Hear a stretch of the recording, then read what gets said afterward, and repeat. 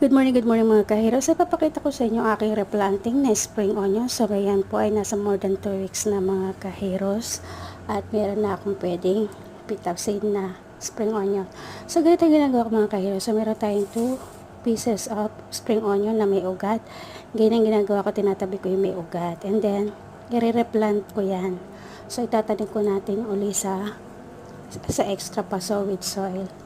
So, ganyan ginagawa ko mga kaheroes. So, diba kahit pa paano makakatipid tayo. Kung hindi mo man ito magamit sa paluto para sa amo mo, pwede mong gamitin ito for personal use sa yung mga nilulutong ulam na may kailangan na spring onion. So, ganyan ang ginagawa ko mga kaheroes.